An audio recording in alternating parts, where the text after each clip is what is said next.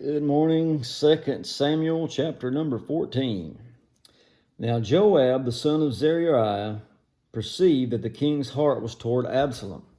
And Joab sent to Tekoa and fetched thence a wise woman and said unto her, I pray you, feign yourself to be a mourner, and put on now mourning apparel, and anoint not yourself with oil, but be as a woman that had a long time mourned for the dead.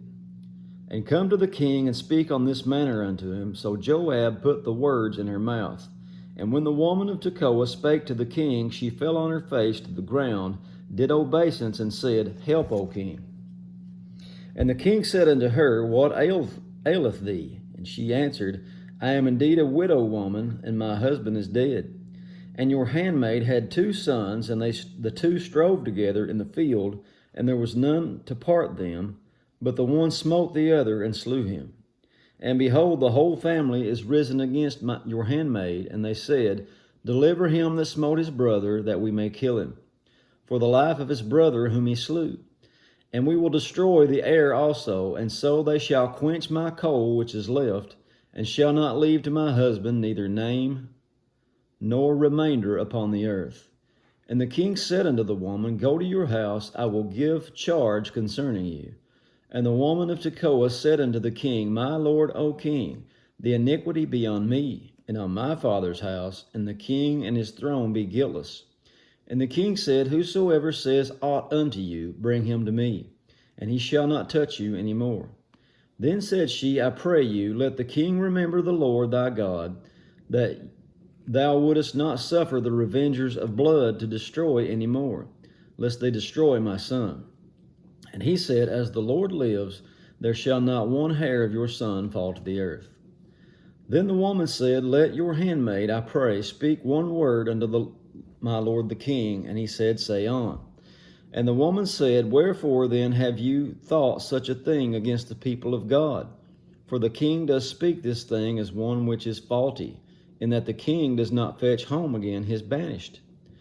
For we must needs die, and are as water spilt on the ground, which cannot be gathered up again. Neither does God respect any person, yet does he devise means that his banished be not expelled from him. Now therefore that I am come to speak of this thing unto my lord the king, it is because the people have made me afraid. And your handmaid said, I will now speak unto the king. It may be that the king will perform the request of his handmaid. For the king will hear it, to deliver his handmaid out of the hand of the man that would destroy me and my son together out of the inheritance of God. Then your handmaid said, The word of my lord the king shall now be comfortable. For as an angel of God, so is my lord the king to discern good and bad. Therefore the Lord my God will be with you. Then the king answered and said unto the woman, Hide not from me, I pray you, the thing that I shall ask you. And the woman said, Let my lord the king now speak. And the king said, Is not the hand of Joab with you in all this? And the woman answered and said, As your soul lives, my lord the king, none can turn to the right hand or to the left from aught that my lord the king has spoken. For your servant Joab, he bade me, and put all these words in my mouth, in the mouth of your handmaid. To fetch about this form of speech has your servant Joab done this thing, and my lord is wise, according to the wisdom of an angel of God, to know all things that are in the earth. And the king said unto Joab, Behold, now I have done this thing. Go therefore, bring the young man Absalom again. And Joab fell to the ground on his face, and bowed himself, and thanked the king. And Joab said, Today your servant knows that I have found grace in your sight, my lord, O king, and that the king has fulfilled the request of his servant.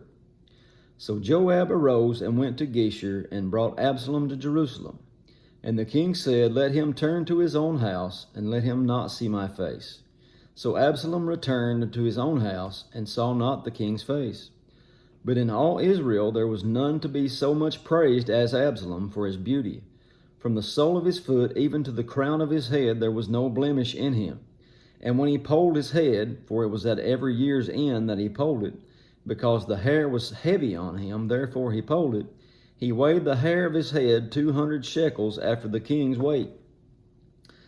And unto Absalom there were born 3 sons and 1 daughter, whose name was Tamar. She was a woman of a fair countenance. So Absalom dwelt 2 full years in Jerusalem, and saw not the king's face. Therefore Absalom sent to Joab to have him send to the king, but he would not come to him. And when he sent again the second time, he would not come. Therefore he said to his servants, See, Joab's field is near mine, and he has barley there. Go and set it on fire. And Absalom's servants set the field on fire. Then Joab arose and came to Absalom unto his house, and said unto him, Wherefore have thy servants set my field on fire? And Absalom answered Joab, Behold, I sent to you, saying, Come here, that I may send you to the king, to say, Wherefore am I come up from Geshur? It had been good for me to have been there still. Now therefore let me see the king's face, and if there be any iniquity in me, let him kill me. So Joab came to the king and told him, and when he had called for Absalom, he came to the king, and bowed himself on his face to the ground before the king, and the king kissed Absalom. And that's it for chapter 14. God bless you.